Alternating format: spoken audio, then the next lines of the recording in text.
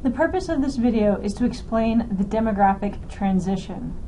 After watching this video, you should understand and be able to describe what the demographic transition is and the stages of the demographic transition. There are 4 stages to a demographic transition, and we see there's the pre-industrial stage, the transitional stage, industrial stage, and post-industrial stage. We, the US, and most industrialized nations, we're in the post-industrial stage. So let's go back 200 years and look at the history. So in pre-industrial age, we have birth rate and death rate are high. So the birth rate is high, the birth rate is high to compensate for a high death rate. So there's disease, there's poor medicine, there's unreliable food, it's difficult to get the food. All of that means that you're not going to live very far. So if we go back 200, 300 years ago, average lifespan was 30, 40. You were lucky to live to 50. So you had a very high death rate, and so consequently there was a high birth rate. So that's what's going on in this pre-industrial age, okay?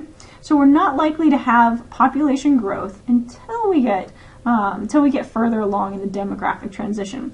So then we move into this transitional stage, okay? So this transitional stage, the birth rate is still going to remain high, but the death rate is now starting to decline because we're having advances in technology, and we have the ability to transport food, the ability to have better medical care. So in this transitional stage, the death rates start to go down, but the birth rates haven't quite caught up with that yet. We have more food supply, we're having better economical and social conditions, and so we're still going to have population growth because you see there's a gap between the death rate and the birth rate. So notice this gap, that's going to show a population increase.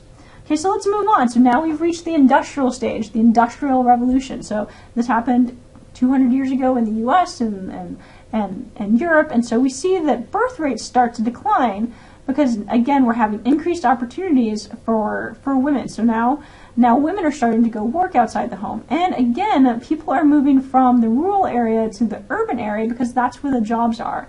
And when they do so, they don't need 10 children to help them on the farm. And so people are having less children, they're starting to work outside the home, there's better access to birth control. And so now you see that the population starts to go down, and that distance between the death rate and the birth rate starts to get narrower, and so you're going to have less population growth. So this is in the industrial age. Industrial age, we see the birth rates are going to be falling, more jobs are available for women, you don't need as many kids to work, access to birth control. Gradually that gap between birth rate and death rate will get smaller. Okay, so then we get into the post-industrial stage, and here we see that the birth and death rates have started to be at low, stable levels, and the population is going to stabilize or actually slightly decrease. During the post-industrial stage, one way the population can grow, though, and we do see this in the US, is through immigration. Immigration with an I. And that means, obviously, people are going to be coming in because there's better opportunities for them in industrialized nations. So I would like you to review this slide about the demographic transition, read about it in the book. There's also resources on Blackboard to help you understand this. Make sure you understand this idea of demographic transition.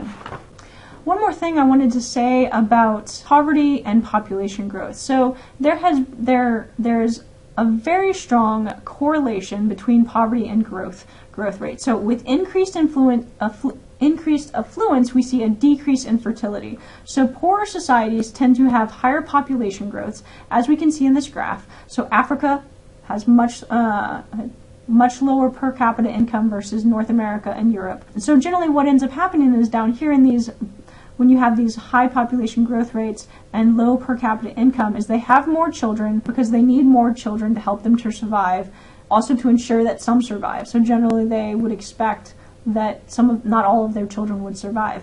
So we see that as per capita income increases, we have more food available, better farming practices, urbanization, medical care, government provided social security, education opportunities. All of those will drive down the population growth rate.